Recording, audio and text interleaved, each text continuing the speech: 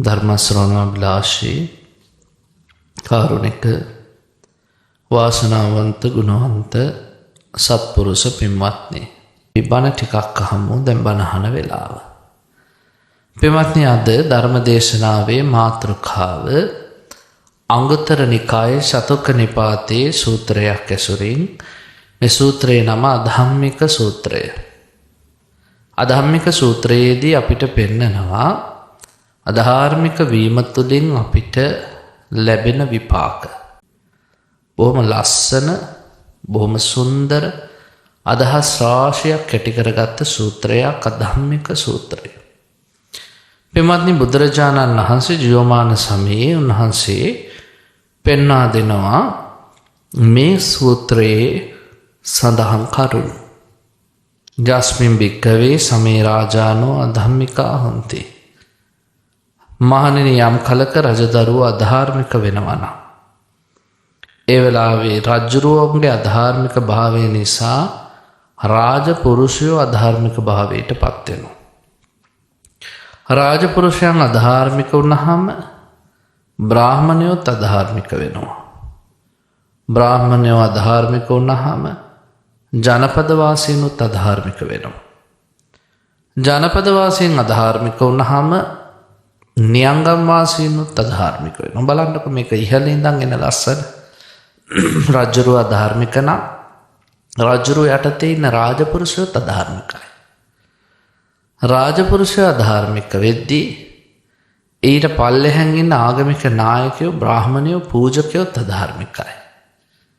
ඒගොල්ලෝ අධාර්මික වෙද්දී නගරවාසීනුත් අධාර්මිකයි.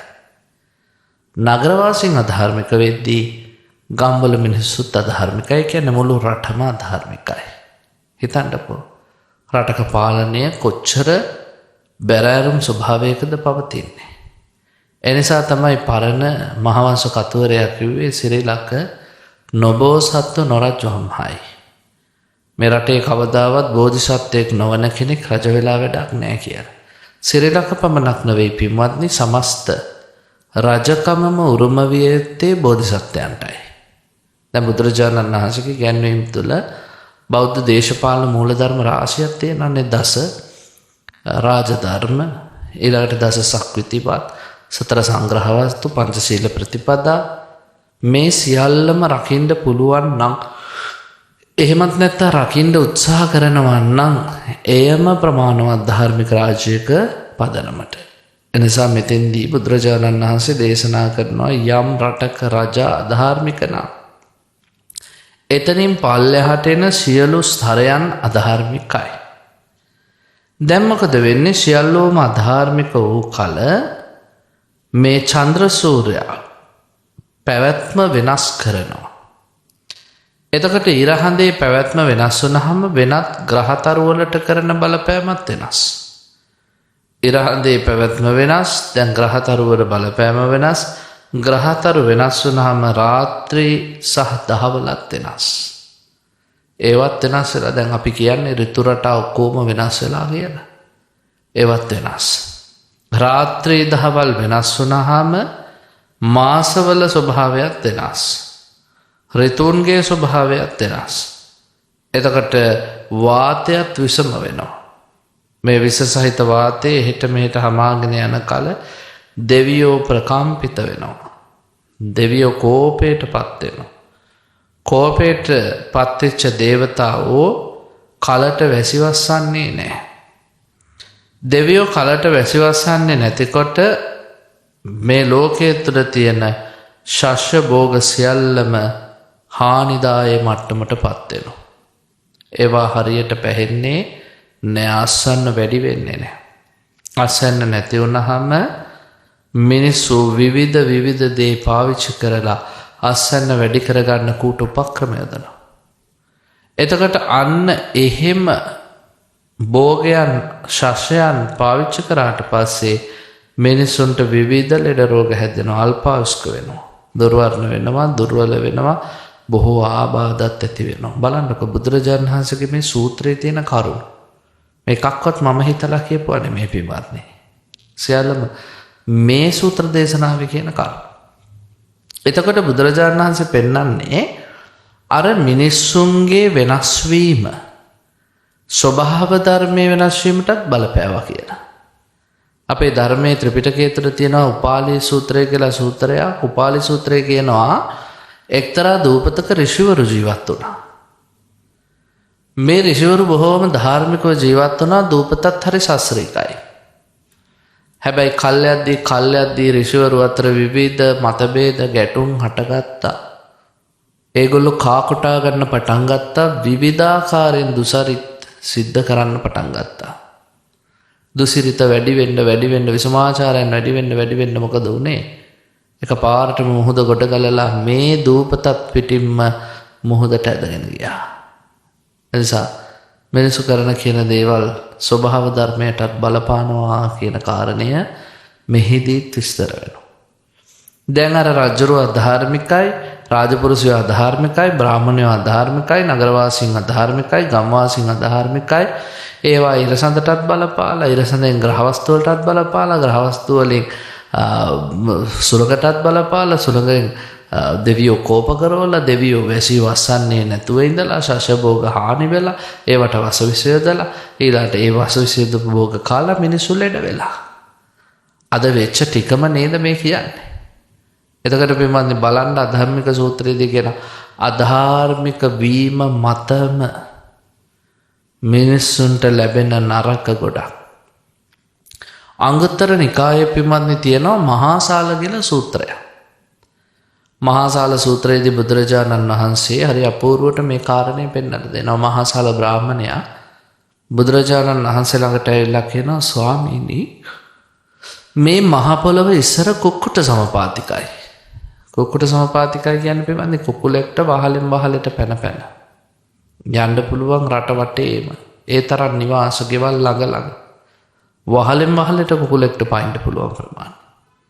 හැබැයි ස්වාමීනි ඉස්සර ලෝකයේ එච්චර මිනිස්සු හිටියට අවීචිය තරම් ජනගහනය වැඩි වුණාට දැන් එහෙම නෑ. දැන් ගම් නොගම් වෙලා, නගර නොනගර වෙලා, නියංගම් නොනියංගම් වෙලා මෙසේ ජනගහනය අඩුවීමට හේතුව කුමක්ද කියලා මහාසාල බ්‍රාහ්මණයා බුදුරජාණන් වහන්සේගෙන් අහනවා. ඒ වෙලාවේ බුදුරජාණන් වහන්සේ උත්තර දෙනවා මහාසාල මිනිස්සු ගාව එන්න අනාගතයේ වැරදි ලක්ෂණ 3ක් හට ගන්නවා. මොනවාද වැරදි ලක්ෂණ 3? පළවෙනි එක පින්වත්නි විෂම ලෝභය, දෙවෙනි එක අධර්ම රාගය, තුන්වෙනි එක මිත්‍යා ධර්මය. මේවා අපි දැනගෙන ඉන්න එපා. විෂම ලෝභය කියලා කියන්නේ තමන්ටත් හිතාගන්න බැරි, දරාගන්න බැරි තරමට හරිම ලෝභකමක් ඇති වෙනවා. අද නම් එහෙමයි පුංචි දෙයටත් මිනිස්සු හරිම දරුණු විදිහට ප්‍රතික්‍රියා දක්වනවා. ඇලීම් නිසා ඇලීම් වලින්ම මුලා වෙච්ච ලෝකෙක මිනිස්සු අද පුදුම විදිහට දිවි ගෙවනවා.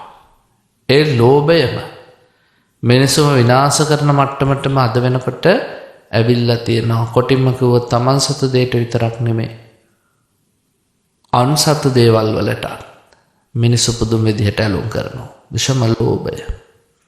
අධර්ම රාගය කියලා කියන්නේ රාගයේ අඳුරු පැත්තක්. සාමාන්‍යයෙන් වයසකට එළඹුණාට පස්සේ පුරුෂයෙක්ට තමන්ගේ සිත්ගත් කාන්තාවකට සිත්ගත් පුරුෂයෙක් පිළිබඳව සිතක් එළඹීම සාමාන්‍ය දෙයක්. විවාහ ජීවිතයක් තුළ කුටුම්බය සංරක්ෂණය කරගෙන දරුමල්ලු හදාගෙන ජීවත් වීම නොවේ මේ කතා කරන්නේ. අධර්ම රාගය කියන්නේ රාගයේ අඳුරු පැතිකඩ.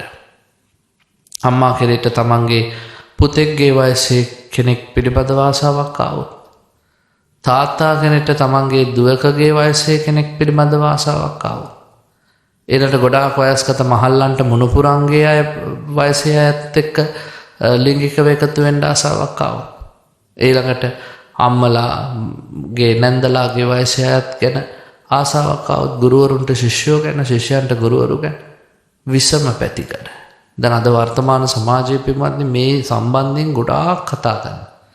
සමහර ඒවා සාධාරණීකරණය කරන්නත් යනවා. ආදරයට වයස ප්‍රශ්නයක් නැහැ, ආදරයට ওই බාධක මුකුත් නැහැ, අපිට හොඳ නම් ඕගලන්ට මොකද කියලා. හැබැයි අධර්ම රාගය කියන්නේ ලෝකයේ පහළ නොවිය යුත්තක්ය කියන එකයි ධර්මයේ සඳහන්.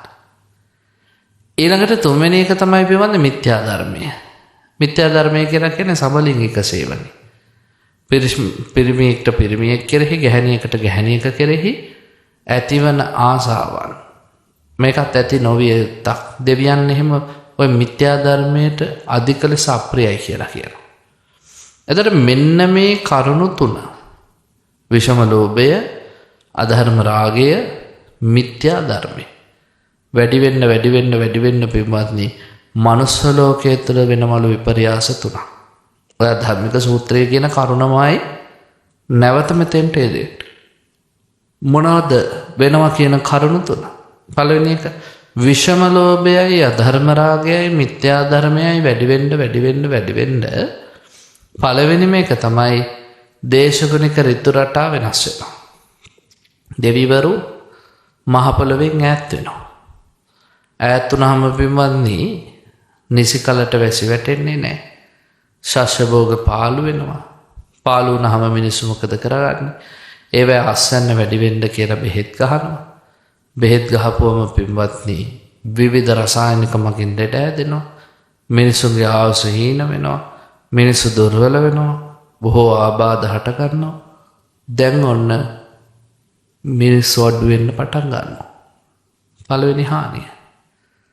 මොකද්ද හානියට හේතුව? අර කියපු කරුණු තුන නිසා. දෙවිවරු මහ පොළොවෙන් ඉවත් වීම. ඊළඟට බුදුරජාණන් වහන්සේ දේශනා කරන විෂම ලෝභයයි, මිත්‍යා ධර්මයයි, අධර්ම රාගයයි වැඩි වෙන්න දෙවරියට සිද්ධ වෙනවලු මෘග සංඥාව පහළ වෙනවලු මිනිස්සුන්ට. මොකද්ද මෘග සංඥාව කියන්නේ? මිනිස්සු තවත් මිනිස්සු දිහා බලන්නේ මිනිස් කියන සංඥාවෙන් නෙවෙයි විමන්නේ මෘගයන් දිහා බලනවා වගේ තිරිසන් සංඥාවෙන්. ඇඟේ හැප්පුණත් මරා ගන්න, Tamanට අයිති දෙයක් ගත්තත් ඒ පුද්ගලයාත් එක්ක ගහ මරා ගන්න, ඒ තරම් දරුණු විදියට මෘග සංඥාවට හුරු වෙච්ච යුගයක්. අව්‍යායුධ අතදරාගෙන ඉරිසියාවෙන්, ක්‍රෝධයෙන්, වෛරයෙන් යුක්තව එකිනෙකා කෙරෙහි බිහිතිය වපුරවමින් ජීවත් වෙනවා. එහෙම ජීවත් වෙද්දී තව තවත් ජනගහනය අඩු වෙනවා. ඔන්න ජනගහනය අඩු වෙන්න දෙවෙනි හේතුව. ඊට පස්සේ මහාසාල සූත්‍රයේදී බුදුරජාණන් වහන්සේ දේශනා කරනවා මහණෙනි දැන් අර විෂම ලෝභයයි, මිත්‍යා ධර්මයයි, අධර්ම රාගයයි වැඩි වෙන්න මොකද වෙන්නේ ඊළඟ කාරණේ? මෙතෙන්දී මනුස්ස ලෝකෙ මිනිස්සු අතරට සැඩයක් මුදා හරිනවා. කොහොමද පින්වත්නි සැඩයක් මුදා හරින්නේ? කොහෙන්වත් ගෙනල්ලා ඇරලවන්නේ නැහැ. මනුස්ස ලෝකේ මව් කුසවල මිනිස් කාන්තාවන්ගේ කුසේ පිළිසිඳ ගන්නවලු යක්ෂයෝ. මාස 10ක ඇවෑමෙන් මනුස්ස ලෝකෙට මනුස්ස විදියට බිහි වෙන්නේ මිනිස්සු නෙමෙයි යක්ෂයෝ. හැබැයි අපි හිතන් ඉන්නවා මනුස්සයෝ කියලා. ඒ මනුස්සයෝ යක්ෂයෝ මනුස්ස ස්වරූපයෙන් ඉපදිනා මනුස්ස ලෝකයේ තියෙන සාමය සමගිය ඔක්කොම බිඳ දානවා. කොහොමද බිඳ දාන්නේ? දැන් අද එහෙම වෙලා තියෙනවනේ පිළිබඳ මනුස්සයාට නොගැලපෙන දේවල් කරන අය ඉන්නවනේ යක්ෂ ස්වරූපයේ අය.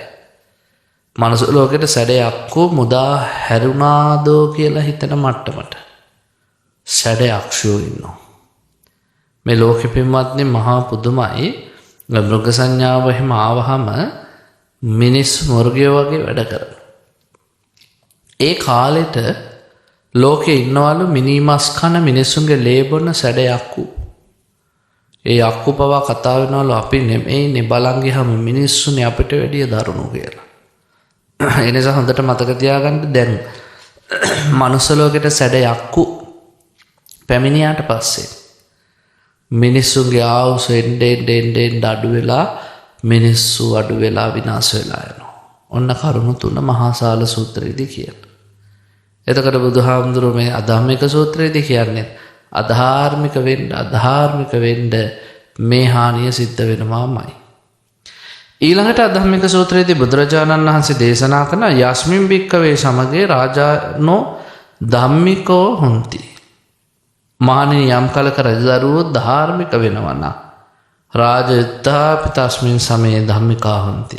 ඒ වෙනකොට රාජපුරුෂයෝ රාජ සේවයේ ඉන්න අය ධාර්මික වෙනවා. රජුරු හොඳ නම් ඒගොල්ලොත් හොඳ වෙනවා. දැන් උඩ හැදුනාම උඩ ඉඳන් යටට ඔක්කොම හැදීගෙන එනවා. මොකද රජුරු හොරකම් කරන්නේ නැහැ, මරකම් කරන්නේ නැහැ. ඒ නිසා රාජපුරුෂයෝ රාජ්‍ය සේවයේ ඉන්න අයත් හැදෙනවා.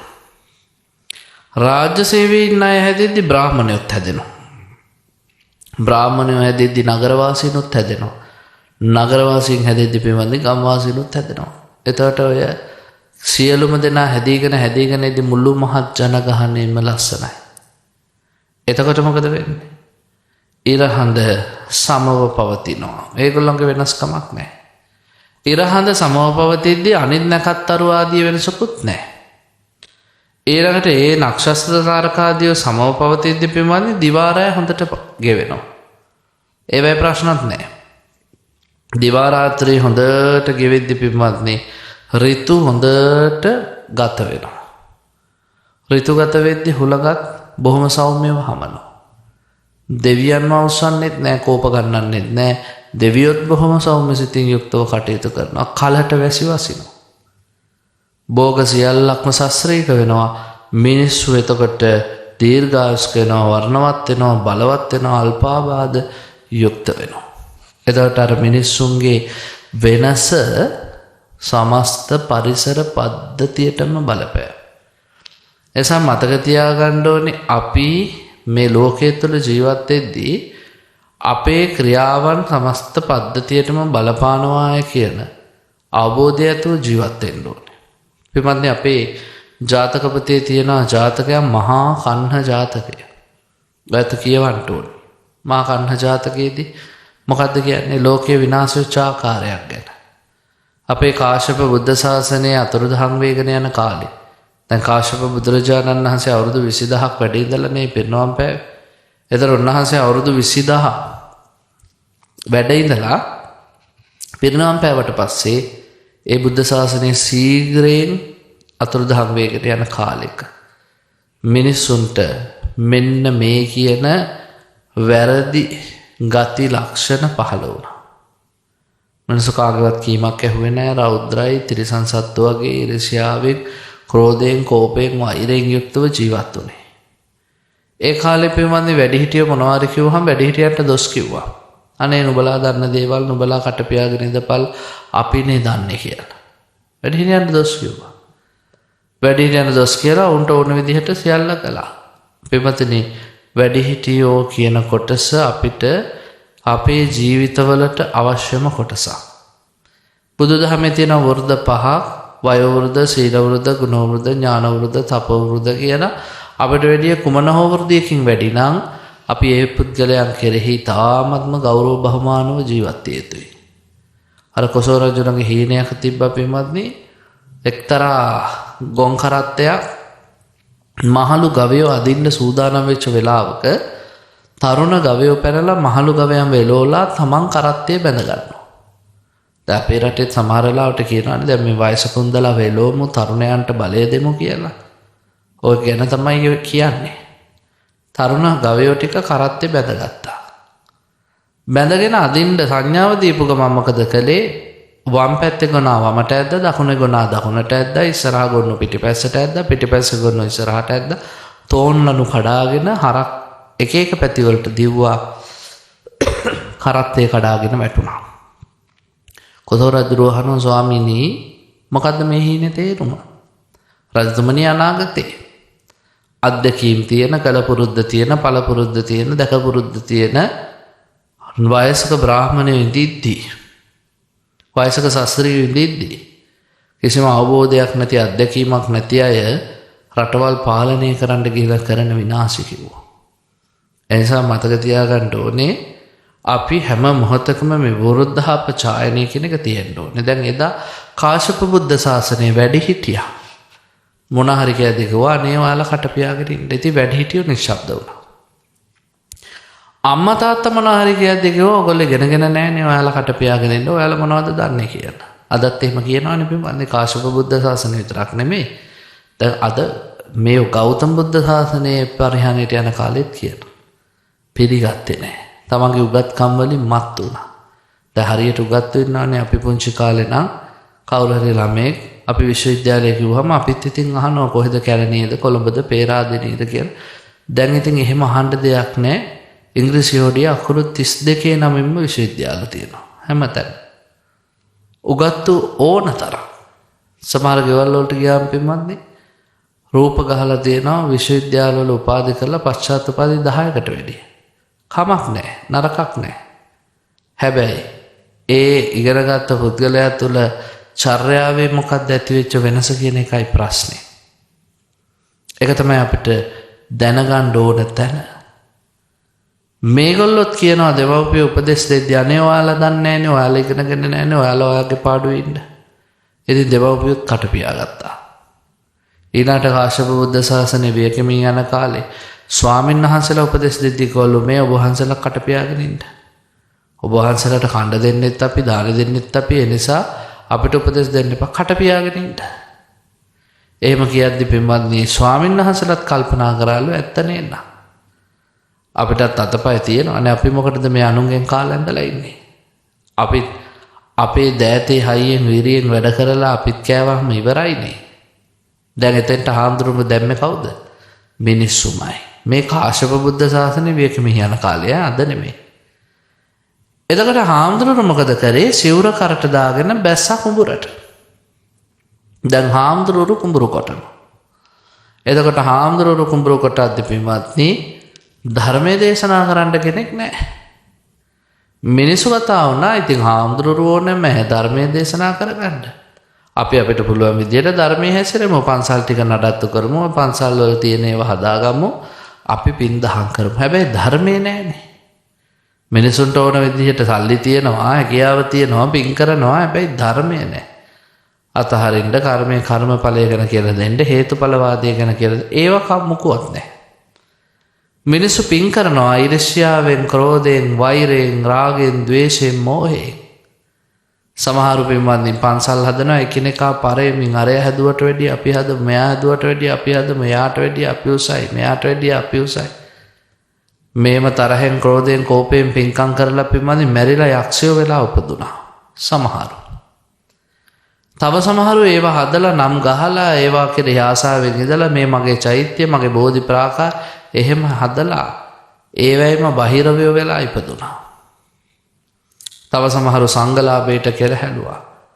හාමුදුරුවන්ට ලැබෙනවා අපේ මෙච්චර ලැබෙනවානේ කියලා ඒ සංඝලාභයට කෙරහලපු අය පෙරේතයෝ වෙලා ඉපදුනා. ඊළඟට තවත් පිරිසක් පින්ගහම් කරලා ගිහිල්ලා ඒ පින්කම් ගැන පසුතැවිලි වෙලා අඬලා වැළපිලා අපරාධි සල්ලි කිය පසුතැවිලා දුක් සහිත සිතින් නාගයෝ වෙලා ඉපදුනා. දැන් කවුරුත් දිව්‍ය ලෝකේ යන්නේ නැහැ. දවසක් සක්‍රයා මාතලීට කතා කරලා කියනවා, මාතලී මනුස්ස ලෝකේ මොකක් හරි ප්‍රශ්නයක්ද කොහෙද? ඇයි ස්වාමීනි? නෑ කවුරුත් දැන් මේ මනුස්ස ලෝකෙන් දිව්‍ය ලෝකෙට එන්නේ නැහැ නෑ. අපි ගිහින් බලමු කියලා සක්‍රයා මාතලී දේව පුත්‍රයාත් එක්ක පින්වත්නි එනවා මනුස්ස ලෝකෙට. ඕ සක්‍රයාට පේනවා මනුස්ස ලෝකේ වෙලා තියෙන අපරාධය. මොකද්ද වෙලා තියෙන්නේ? දැන් හාමුදුරුවෝ බල කියන්නේ හාමුදුරුවෝ කුඹුරු කොටනවා. හාමුදුරුවෝ කුඹුරු වල ඉඳගෙන කුඹුරු වැඩ කර ඉන්නවා. හාමුදුරුවෝ නැති නිසා හාමුදුරුවෝගේ අඩුපාඩු පුරවන්න වෙන වෙන අය බන කියනවා. ඒගොල්ලෝ ඒගොල්ලන්ගේ ජීවිතවල තියෙන සංසිද්ධි පෙන්න බන කියනවා. දැන් අදත් එහෙම ටිකක් වෙලා වගේ භික්ෂුන් වහන්සේලා වෙන අන්දමේ දේවල් ගැන කතා කරද්දී පොය දවසට වෙනත් වෘත්තීය විෂයන් කරන අයත් ඇවිල්ලා පොය දවසට ටීවී වල බන කියනවා. ඔක්කොම වෙනස් වෙලා ජීවිතේ කසාද 7-8ක් කසාද බැඳපු අය සාර්ථක පෞල් ජීවිතවලට මඟ කියලා දෙනවා. හොරකමින් වංචාවෙන් කල් ගෙවන මිනිස්සු ධාර්මික සමාජයකට කියලා බන කියනවා. හරි පුදුම වැඩක්. එතකොට මේ හැම දෙනාම පින්වත්නි බොරුවක් කරගෙන යනවා. සක්‍රයට තේරෙනවා මනුස්ස ලෝකේ ඔක්කොම විපරීත වෙලා. සක්‍රයා කියනවා මාතලීට, මාතලී ගණින් කන්හ කියන සුනකයාගේ වේශය. මොකද මේ මිනිස්සුන්ට බන කියලා වැඩක් නැහැ. කන්හ සුනකයාගේ වේශය ගණින් බණපොත කියවලා බලන්න. කන්හ සුනකයා පින්වත්නි අස්සනාම්බෙක් විතර විශාලයි. ආනමාළු ගෙඩි වගේ විශාල දත්, දෙලුම් ගෙඩි දෙකක් වගේ විශාල රතු පාට ඇස් දෙකක් කන්හ සුනකයාට තියෙනවා. ඒ කන්හ සුනකයාව දන්වැල් 5ක් දාලා බැඳගෙන ඉන්නේ සක්‍රය. අද්භූත මිනිහෙක්ගේ වේශකේ. සක්‍රයා කන්නසුනකයාව අල්ලාගෙන ඉන්නවා. කන්නසුනකයා බුරන්න පටන් ගත්තා. බණපතේ කියනවා එදා ඒ බුරුපු සද්දේ අකනිටා බඹලොවේ ඉඳලා වීච මහ නරකාදියට වෙනකන් ඇහුණා කියලා. දැන් බල්ලා දුවනවා. මග හම්බෙන මිනිස්සුම තූ තූ කරමින් ඉර ඉරා බඩවැල් ඉර ඉරා මස් කකා දුවනවා. හැබැයි මේක දෘෂ්ටි මායාවක්. ජාතකපත අවසානයේදී කියනවා එදා කිසිම කෙනෙක්ට සීරීමක්වත් උනේ නැහැ. මේක මේ පෙන්නපු දෙයක්. දෘෂ්ටි මායාවක්. ඒ පාර බෙමත්නි මිනිස්සු මහා බයටපත් වෙලා දුවගෙන යනවා. බල්ලත් එලවනවා, සක්‍රයත් ඒ පස්සෙන් දුවනවා. කොහොම හරි අන්තිමේදී රාජමාලිගයේ ළඟට මිනිස්සු ආවා. රජුරෝ කිව්වා ඉක්මනට දොරටු වහන්න, වාසලේ දොරටු වහන්න වැහුවා. හැබැයි වැඩක් වුණේ නැහැ. කන්නසුනකයා සක්‍රයවත් අද්භූත මිනිහවත් ඇදගෙන පැන්නා තාප්පෙන් ඇතුළට. දැන් රාජාංගනේ මැද මේ කන්නසුනකයා මහහයියෙන් බුරනවා. රජුරෝ කිව්වා මේ කබුරන්නේ බඩගින්නට වෙන්න ඇති මොනවා හරි කණ්ඩ දාපල්ලා කියලා. රජවාසලේ මුරුතැන්ගේ තිබ්බ සියලුම කෑම ಜಾති ගෙනත් දැම්මා. දාන ටික කෑවා. කාලා තවත් හයියෙන් බුරන. රජුරෝ අහන මොකද මේක තවත් බුරන්නේ? මේකගේ බඩගින්න ඉවරයක් නැහැ.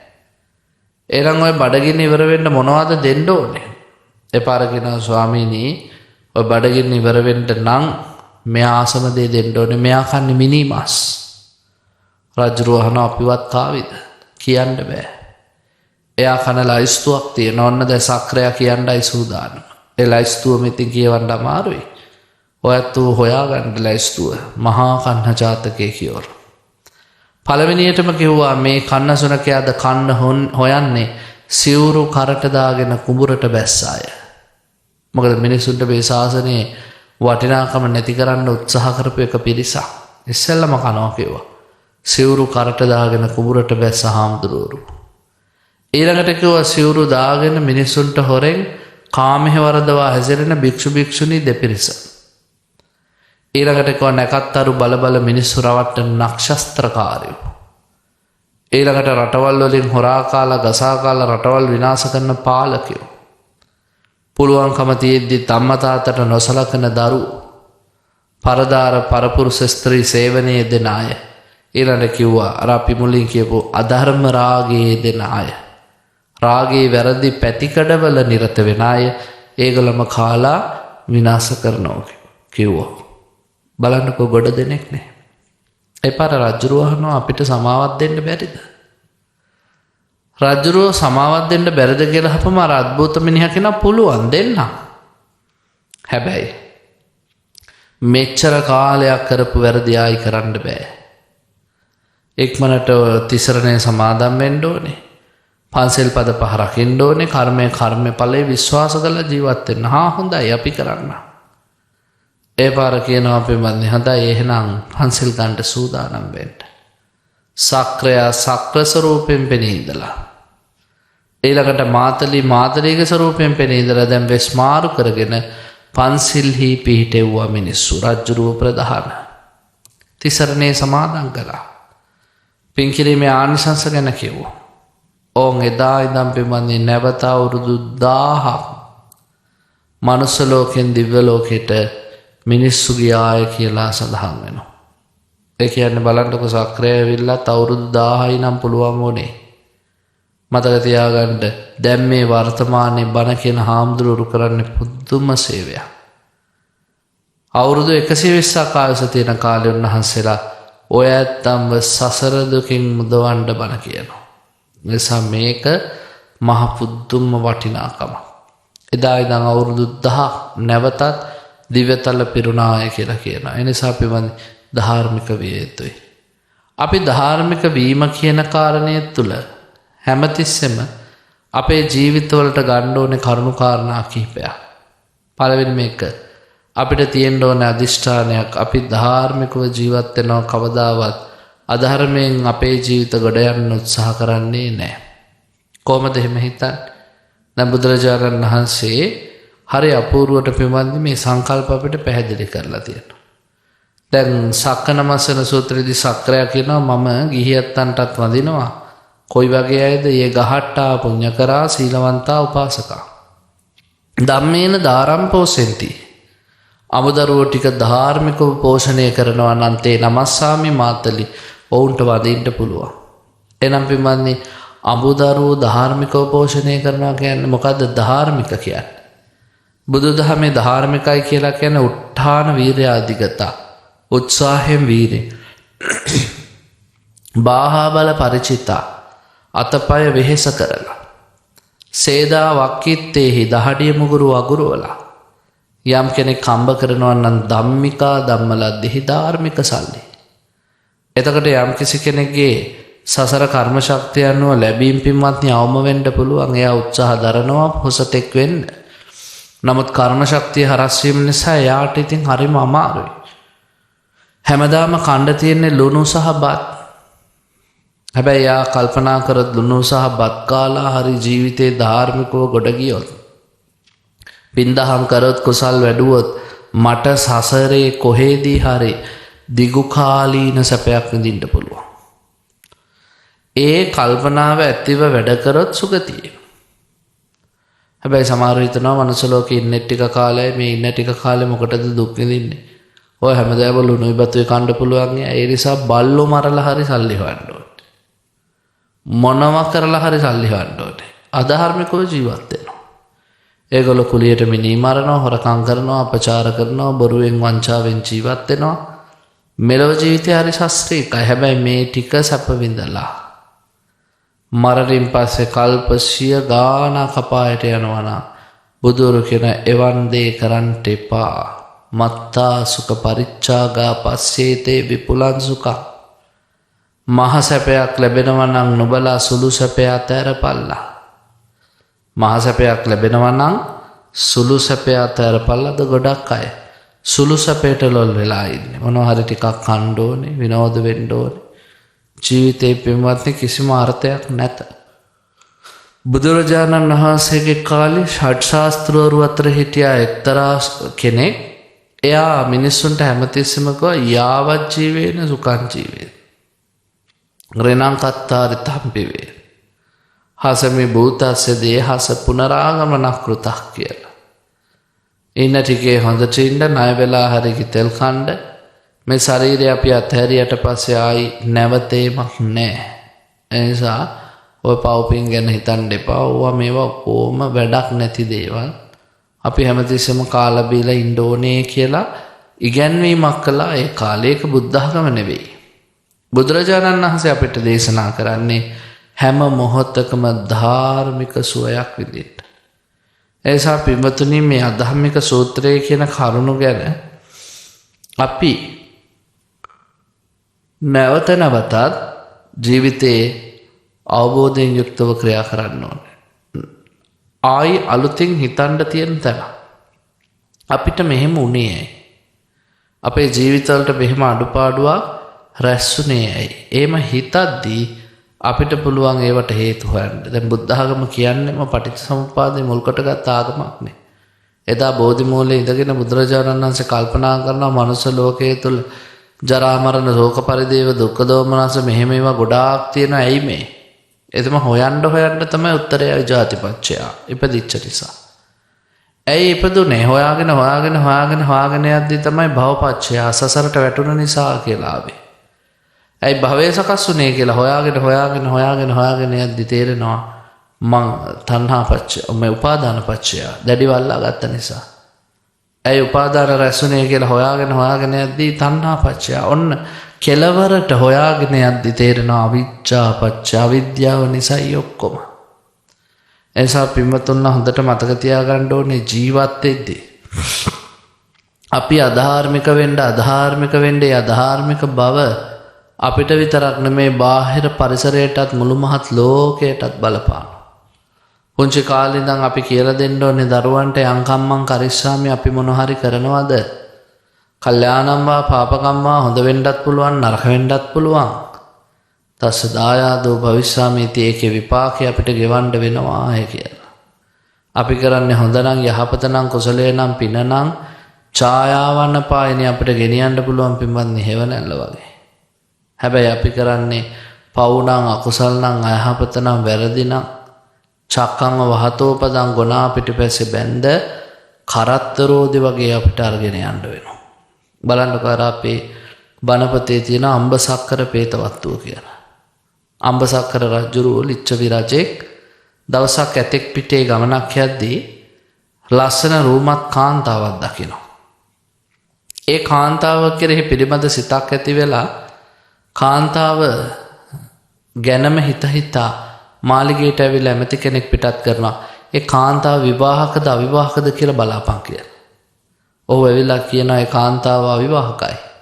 හොඳයි එහෙනම් ඒ කාන්තාව විවාහකයි කියලා. හොඳයි විවාහක වුණාට කමන්නේ. ඇගේ ස්වාමියාට එන්න කියපන්. එක්කන් ආවා. එක්කන් ආවට පස්සේ ස්වාමියාට කියනවා නුඹ රාජකාරිය සඳහා පිටත් වෙන්න ඕනේ. හෙට මම උදේට නාන වෙලාවට මට කුමුදු මලුයි අරුණවන් මැටි අරන් එන්න ඕනේ. මෙතන ඉඳන් යොදුන් 3ක් එහායින් තියෙන පොකුණකේ. හැබැයි නොගෙන આવොත් මං ඔබව මරනවායි කියලා කිව්වා. මොකටද මේ පුද්ගලයාට ඒක කරන්න බෑ කියලා දැනගෙන පුද්ගලයාව මරලා කාන්තාව ලබා ගන්න. පින්වත්නි මේ පුද්ගලයා ඉතා ඉක්මනින් ගියා. අරුණවන් මැටි කුමුදු මලුයි ගත්තා. හැබැයි මේ පුද්ගලයා එද්දී රජුරෝ කලින් දවසේ රාත්‍රියේ ගේට්ටු වහලා වැහුවෙම මේ පුද්ගලයා આવොත් අර කාන්තාව නැති වෙයිනේ කියන බයට පුද්ගලයා මල් ටික දාලා මැටි ටික දාලා පැත්තකට කෑග ගහන්න ගත්තා. මම විනාසයි රජුරෝ මට කලේ බොරුවා. එහෙම අඬා වටපිට බලද්දී දැක්කා උලක ඉඳපු මිනිහේ. ඇහුවා යාළුවේ හෙට උදේට රජුරෝ මේ ගේට්ටුව ඇරලා මට දඩුවම් දෙන්න යද්දී නුඹ සාක්ෂි කියනවාද මම අදම ආවා කියලා. ඒ පාරකව මම මේ උලේ ඇනිලා ඉන්නේ කොයි වෙලේ මම මැරෙයිද දන්නේ නැහැ. මට සාක්ෂි කියන්න බෑ. තව ටිකකින් මෙතෙන්ට පෙරේතෙක් කෙනා යාම සාක්ෂියට අල්ලගන්න කියලා. රාත්‍රී 10 විතර වෙනකොට පින්වත්නි පෙරේතෙක් කෙනා කොහොමද එන්නේ? ගොන් වාහනයක් පිටේ නිර්වස්ත්‍රව බැබලි. මේ පෙරේතයා ළඟට ආපු ගමන් ගිහිල්ලා අර උලෝඩ ඉන්න මිනිස්සයාට කියනවා මැරෙන්න එපා තව ජීවත් වෙන්න. එපාර අහනවා මේ ගැමියා මට සාක්ෂි කියන්න පුළුවන්ද? පුළුවන්. හෙටත් මම රෑ 10ට එනවා. කොහොමද විශ්වාස කරන්නේ? අපි අමනුෂ්‍යයෝ. අපි මිනිස්සු වගේ බොරු කියන අය නෙමෙයි. රෑ 10ට එනවා රජුරම එක්කන් එන්න කිව්වා. පහුවෙන්ද රජුරෝ මේ මිනිස්සයව මරන්න නියම කරද්දී මිනිස්සයා කියනවා ඔබතුමයි වැරදි. ඔබතුමයි මේ දොරවල් වහලා මාව මේ වරදට පැටලෙව්වේ. රජුරෝ අහනවා කවුද නුඹ කියන ඒවා විශ්වාස කරන්නේ? කෝ සාක්ෂි? සාක්ෂි ඉදිරිපත් කරන්නම් රෑ 10ට. රජුරෝ ආවා. පෙරේතයත් පොරොන්දු වෙච්ච විදියට ආවා. එදත් අර උලෝඩ ඉන්න මිනිහා ළඟට ගිහිල්ලා කිව්වා මැරෙන්න එපා ජීවත් වෙන්න කියලා. රජුරෝ අහනවා ඒ කවුද? පෙරේතයා කියනවා ඒ මගේ බෑනා මම මාමා. අපි දෙන්න නගරේ රෙදි බිස්නස් එකක් කරා. මගේ බෑනා තමයි හතර වටේ තියෙන රෙදි හොරකම් කරන් ඇවිල්ලා මේ කඩේ තිබ්බේ මං ඒව වික්කා. ඔය ව්‍යාපාරය අහුවෙච්ච දවසේ රජුරෝ මගේ හිසකසා දාලා මැරුවා. මගේ බෑනා මුල්ල තිබ්බා. අර ඉන්නේ බෑනා හිසකසලා දාපුලේ මැරිච්ච මම තමයි පෙරේතෙක් කියලා මේ ඉපදුනේ. එතකොට ඇහුවා කොහෙන්ද මේ ගොන් වාහනේ? එපාරකව මගේ රෙදි කඩේ ඉස්සරහා මඩවලක් තිබ්බා. උතරින් හැමෝම යද්දි කකුල් වල මඩ ගෑවෙනවා. බලාගෙන ඉන්න බැරි තැන මං දිරාගෙන යන ගවේගේ ඇටසැකිල්ලේ තිබ්බ හිස් කබලක් ගෙනල්ලා මේ වලට දැම්මා. එදා ඉඳන් පුංචි ළමයි තරුණ ඈයෝ මැදි වයසේ අය හාමුදුරුවෝ රහතන් වහන්සේලා ඔක්කොම ගව ඔළුවට අඩිය තියා එතනින් ගියා. කවුරු වුණත් මගේ කඩේ ඉස්සරහින් සුවසේ යත්වා කියන සිතින් මං කරපු ඒ පින්කම මට ආශිර්වාදයක් වුණා. දැන් දිව්‍ය මේ පෙරේත ලෝකෙට ආවත් මං සුව පහසු ගව වාහනයක් පිටේ යන්නේ කිව්වා. බලන්නකො පින්වත්නි මේ මිනිසයා කරපු පින්කම කොච්චර සසරේ සැපකට හේතු වුණාද? ඊළඟටම මොකද ඇඳුම් නැත්තේ? ඇඳුම් නම් හම්බ වෙන්නේ නැහැ. අපි ඉතින් මනුස්ස ලෝකෙ ඉන්න කාලේ කලේ ඇඳුම් හොරකම් කිරීමනේ. ඒක ප්‍රතිඵල විදියට කොහේ ඉපදුනත් ඇඳුම් නැහැ කිව්වා. ඊළඟට ඇහුවා එතකොට ඔය ඇඟ දිස්නේ ගහන්නේ කොහොමද? ඒකත් මගේ ළඟ තිබ්බ ගුණයක්. මං කාගේවත් ಗುಣ මකලා නැහැ. හොඳ තියනවා නම් මිනිහෙගේ හොඳ ප්‍රසිද්ධිය කිව්වා. ಗುಣ තියනවා නම් මිනිහෙගේ ಗುಣ ප්‍රසිද්ධිය කිව්වා. කවදාවත් අපි ಗುಣ මකලා නැහැ. මේ මිනිස්සු මෙහෙම නරකයි. මේ මිනිස්සුගේ ජීවිතවල අඩුපාඩු එහෙම කියලාම නැහැ. එනිසා මගේ ශරීරයේ හැම රත්තරන් පාටයි කියලා කිව්වා. පේනවනේ.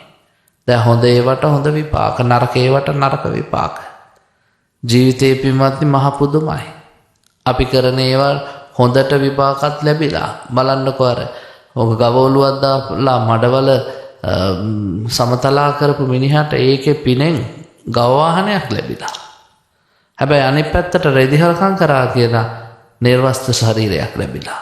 පිනයි පවයි දෙකම බලපාන විදිය. රජුරව කල්පනා කරනවා මෙච්චර පොඩි පොඩි දේවල් වලටත් මෙහෙම විපාක නම් මට කොහොම ලැබෙයිද? රජුරව බැලුවේ දැන් අනුන්ගේ ගෑනු කෙනෙක්ව ලබා ගන්න මිනිහා මරලා. ප්‍රාණඝාතයයි, කාම මිත්‍යාචාරයයි, බොරුවයි, වංචා ඔක්කොම එකතු වුණාම මට කොච්චර විඳවන්න වෙයිද? ඒ පාර රජුරව කියනවා පෙරේතයාට නුඹ කවුරු වුණත් මට ලස්සන පාඩමක් ඉගෙනුවා. එසා නුඹට උදව්වක් කරන්න කැමතියි. මං කොහොමද උඹට වස්ත්‍රයක් ලැබෙන්න උදව් කරන්න ඕනේ? එහෙනම් මේ ගමේ රහතන් වහන්සේ නමක් වැඩ ඉන්නවා පන්සලේ. මිනිස්සු දන්නේ නැහැ උන්වහන්සේ රහත් වෙලා කියලා. හැබැයි අපි දන්නවා. මොකද අපි අමනුෂ්‍යයෝ. උන්වහන්සේට පිළිසඟලක් පූජා කරලා මට පින් දෙන්න කිව්වා. එතකොට මට වස්ත්‍ර පහළ වෙයි කිව්වා. රජුරෝ ගිහිල්ලා පින්වත්නි පිළිසඟල 8ක් අරගත්තා. අරන් ස්වාමීන් වහන්සේ මුණ ගැහෙන්න ආවා. රජතුමා ආපු වෙලාවේ මේ මහරහතන් වහන්සේ අහනවා රජතුමනි මොකද? පිළිසඟලක් පූජා කරන්න. පිළිසඟලක් පූජා කරන්න. අම්බසක්කර රජතුමනි ඔබ කොච්චර පව්කම් කළාද? හාමුදුරුවෝ කී දෙනෙක්ට කකුල් මාට්ටු දැම්මද? හාමුදුරුවෝ කී දෙනෙක්ගේ පාත්‍ර පොලේ ගැහුවද? හාමුදුරුවෝ කී දෙනෙක්ගේ පස්සෙන් එලෙව්වද? ඊයේ පෙරේදා ඔබ අන්ධ මිනිහෙක්ගේ සැරමිටියත් අරගෙන විහිළු තහළු කරා කියලා ආරංචි. අම්බසක්කර රජුරු ඔක්කොම අහන් ඉඳලා කියනවා ස්වාමීනි ඔක්කොම පිළිගන්නවා. ඇත්ත. ඔක්කොම කළේ මම. තරුණ කාලේ විනෝදෙට ආවේගශීලීකමට වකලාට ඊයේ මට එක්තරා පෙරේතෙක් ජීවිතය ගැන කියලා දුන්නා. කර්මයේ ස්වභාවය. එනිසා සසර සුගතියකට යන්නයි මේ බලාපොරොත්තුව. අනේ ස්වාමීනි මගේ මේ පූජාව පිළිගන්න කිව්වා. ඒ වෙලාවේදී පින්වත්නි මහරහතන් වහන්සේ කියන රජතුමනි ඔබ වරද ලෙස පිළි අරගෙන හැදෙන්න කැමති නම් ඔබේ වරද ඉවසන්නත් අපි කැමතියි. ඔන්න බුද්ධ ආගම. 999ක් මරලා අඟුලි මාලට පන්සලට එන දොර වහපු නැති ආගමක් නෙ පින්වත්නි. ජීවිත කාලෙම ගණිකාවක් විදිහට ගණිකාවර්තයේ යෙදුනත් අඹපාලිට පන්සලට එන්න දොර වහපු නැති ආගමක් නේ. ඒ නිසා ඕන හොරෙක්ට ඕන බේබද්දෙක්ට ඕන ස්ත්‍රී දූෂකයට පන්සලකට එන්න ඕනම වෙලාවක අවසරය තියෙනවා. ඔබේ ජීවිතවල මේ ආකල්ප මේ වෙනස ඇති කරගන්න. එපාර කිව්වා හොඳයි පූජා කරන්න. ඔබ හැදෙන්න කැමති නම් අපි ඉවසන්නත් කැමති. රජුරෝ පූජා කළා. පූජා කරාම අර රහතන් වහන්සේ පින් දෙනවා මෙහි පළමු පින ඔබට ලැබේවා. ආයුෂ්‍රී සම්පත් සමෘද්ධ වේවා. දෙවන පින පෙරේතයටත් ලැබේවා. පෙරේතයටත් වස්ත්‍ර පහළ වේවා. අර පෙරේතයා දැන් එනවා සුදු අස්සෙක් පිටේ දවල වස්ත්‍රයක් පරෝගෙන. ඇවිල්ලා කියනවා රජතුමනි බොහොම පිං. රජතුමා කියනවා ඔබ මගේ ගුරුවරයෙක් වගේ. ඔබතුමා තමයි මගේ ඇස් පෑදුවේ. හොඳයි එහෙනම් මාව ගුරුවරයා කියලා පිළිගන්නවා නම් මට තව උදව්වක් කරන්න. මොකද්ද කියලා අහපුවම කිව්වා අනේ අර උල උඩ ඉන්න මගේ බෑනව උලෙන් නිදහස් කරන්න. තාම මැරිලා නැහැ. දවස් 20ක් මේ වෙනකොට උලේ ඇනිලා. මිනිහාගේ පෙර පිනකට පින්වත්නි උල ජර බර ගාලා ගිහිලා බැහැලා ඉස්මුදුනේ මතුනේ නැහැ. මිනිහාගේ ජංගාස්ති වල කලවැටවල හිර වෙලා උල තිබ්බේ. ඒ නිසා මිනිහට ලොකු හානියක් වෙලා තිබ්බේ නැහැ. හැබැයි හාමත් වෙලා හෙම්බත් වෙලා හිටියේ. ඊට පස්සේ කෝ රජතුමනි අර නිර්හංකාරේ නිස්කාරණේ මරලා දාන්න හදපු මිනිහවත් අතාරින්න. රජුරෝ කොහොමත් මං අතාරිනවා පව් කරන්න ඕන නැහැ. දෙන්නවම නිදහස් කළා. අර මානවකයට කතා කළා කොහොඹ බිරිඳත් එක්ක සාමයෙන් සතුටින් ආදරෙන් හිටපන්. මං ආයෙ උඹලගේ ජීවිතේට ඇගිලි ගහන්නේ නැහැ. ඊළඟට පින්වත්නි උල උඩ හිටපු මිනිහවත් බිමට අරගෙන තුවාල වලට හොඳට බෙහෙත් කරලා ඒ මනුස්සයාටත් හොඳට සලකලා ඒ මනුස්සයවත් එක්කගෙන ආව පන්සල. දැන් රහතන් වහන්සේ බණ කියනවා. බණ අවසානයේදී අම්බසක්කර මහරජුරු සෝවන් වෙද්දී අර උල උඩ හිටපු මිනිහා සියලු කෙලෙසුන් නසා රහතන් වහන්සේ නමක් බවට පත් වෙනවා. බලන්නකෝ ඒකෙත් වටිනාකම. අර පෙරේතයා මැරෙන්න එපා ජීවත්යන් කියන එකේ ප්‍රතිඵලය දැන් බලන්නකො.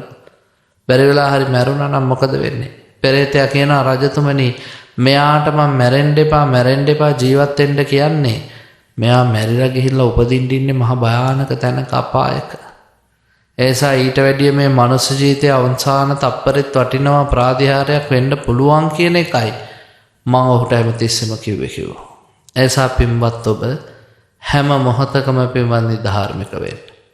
ඔබේ පවුලෙන් පටන් ගන්න. එක් සමාජිකයා ධාර්මික වුණාම පවුල ලස්සනයි. පවුල් ටික ලස්සන වුණාම ගම ලස්සනයි. ගම් ලස්සන වුණාම නගර ලස්සනයි. නගර ලස්සන වුණාම රට ලස්සනයි. රටවල් ලස්සන වුණාම මුළු ලෝකෙම ලස්සනයි. එනිසා අපේ ඇත්තෝ අධම්මික සූත්‍රයේ තියෙන කරුණු ජීවිතයට එකතු කරගන්න, ජීවිතය ලස්සන කරගන්න, ධාර්මික ජීවිත කරනගා ගන්න මේ අහපු බණ උපනිශ්‍රේම වේවා කියලා ප්‍රාර්ථනා කරා.